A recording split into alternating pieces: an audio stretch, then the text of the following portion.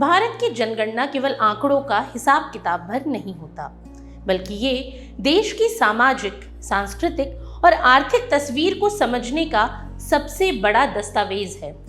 आने वाली जनगणना 1 मार्च 2027 से पूरे देश में आयोजित की जाएगी।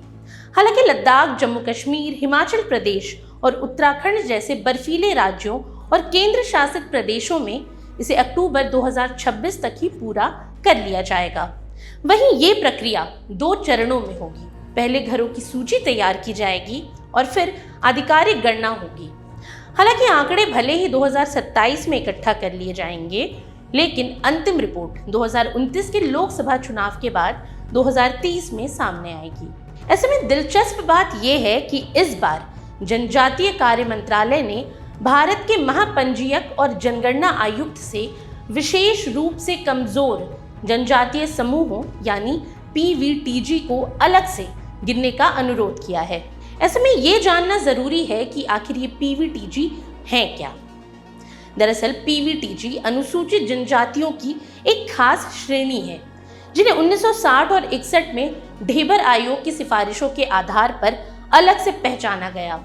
इनमें जनसंख्या वृद्धि बेहद धीमी है, भौगोलिक अलगाव स्पष्ट है, कृषि से पहले की जीवन शैली जैसे शिकार और संग्रहण अब भी मौजूद हैं, शिक्षा का स्तर बहुत कम है और आर्थिक दृष्टि से भी ये समूह पिछड़े हुए हैं। इसी वजह से इन्हें विशेष रूप से असुरक्षित जनजातीय समूह कहा गया।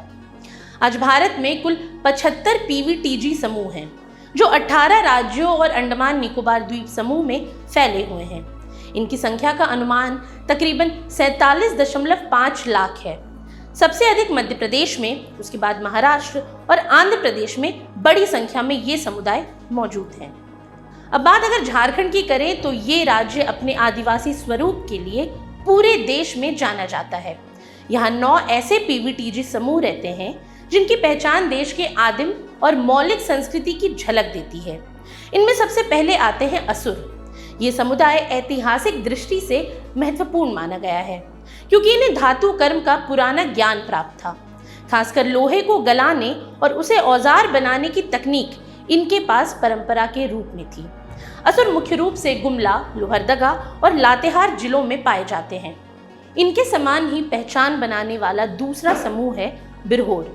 बिर का अर्थ है जंगल और होर का अर्थ है लोग, यानी जंगल के लोग। बिरहोर अब भी जंगल में छोटे छोटे टोलों में रहते हैं और रस्सी और टोकरी बनाकर गुजर बसर करते हैं। इनकी उपस्थिति हजारीबाग, गिरिडीह और रांची क्षेत्रों में अधिक है। वहीं बिरजिया एक और छोटा समूह है जिसकी जनसंख्या लगातार घट रही है। ये परंपरागत रूप से शिकार, मछली पकड़ने और जंगल से मिलने वाले संसाधनों पर निर्भर रहे हैं। ये मुख्य रूप से लोहरदगा, गुमला और लातेहार जिलों में बसे हुए हैं। इसी प्रकार परहिया भी जंगल और पहाड़ों से जुड़े हुए समुदाय हैं। इनके 2 उप समूह बताए जाते हैं, पर्वतीय परहिया और मैदानी परहिया। ये रांची, गढ़वा और पलामू जिलों में निवास करते हैं। इसके अलावा संथाल परगना क्षेत्र में पहाड़िया समूह की बड़ी उपस्थिति है। ये अपनी अलग बोली और परंपराओं के लिए जाने जाते हैं और आज भी पारंपरिक जीवन जीते हैं। इनके साथ ही एक और छोटा और विलुप्त प्राय समूह है असबुरिया, जिन्हें असुर जनजाति का ही उपभाग माना जाता है।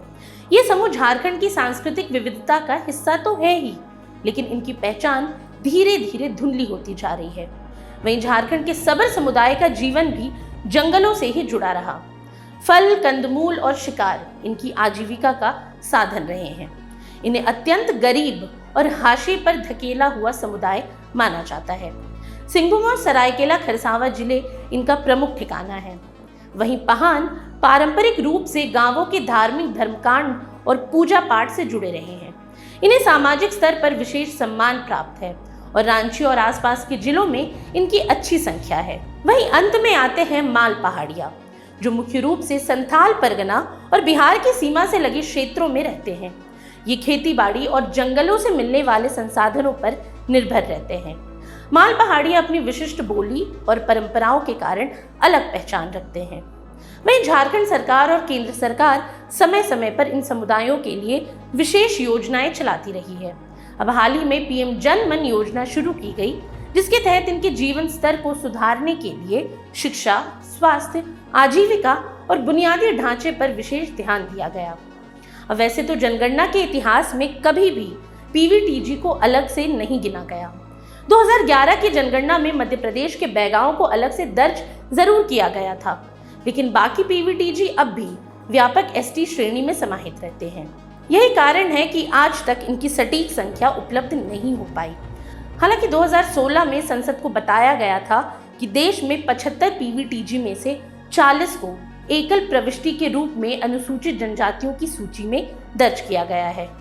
वहीं अगर झारखंड के परिप्रेक्ष्य में देखें तो बिरहोर और असुर जैसे समूह बेहद कम जनसंख्या वाले हैं। ऐसे में 2027 की जनगणना झारखंड के लिए बेहद अहम होगी, क्योंकि इससे राज्य के इन 9 पीवीटीजी समूहों की वास्तविक तस्वीर सामने आएगी। शिक्षा, स्वास्थ्य सुविधाओं और आर्थिक स्तर का सही आकलन होने पर नीतियां ज्यादा प्रभावी ढंग से बनाई जा सकेंगी। साथ ही ये भी तय हो सकेगा कि पीएम जन मन जैसी योजनाओं का कितना असर वास्तव में जमीनी स्तर पर पड़ा है, क्योंकि झारखंड की मिट्टी में बसे ये आदिम जनजातीय समूह हमारे सांस्कृतिक धरोहर के जीवंत प्रतीक हैं। 2027 की जनगणना केवल इनकी गिनती भर नहीं करेगी, बल्कि इनके अस्तित्व को राष्ट्र के दस्तावेजों में अमर करेगी। जब 2030 में इस जनगणना के परिणाम प्रकाशित होंगे तो उम्मीद है कि झारखंड और देश के पीवीटीजी समुदायों की पहचान और उनके लिए बनाई गई योजनाओं का असर पूरी दुनिया के सामने एक उदाहरण बनेगा। आज के लिए इतना ही। ये सामग्री आपके लिए जुटाई थी उर्वशी शेखर ने और वीडियो संयोजन किया था राहुल कुमार ने। ये वीडियो आपको कैसा लगा हमें कमेंट सेक्शन में ज़रूर बताएं और ऐसी तमाम रोचक जानकारियों के लिए बने रहिए स्वराज पोस्ट बिहार झारखंड के साथ। और अब तक अगर आपने हमारे YouTube चैनल को सब्सक्राइब नहीं किया तो अभी जाकर करें और फेसबुक पर हमारे पेज को लाइक और फॉलो करना ना भूलें।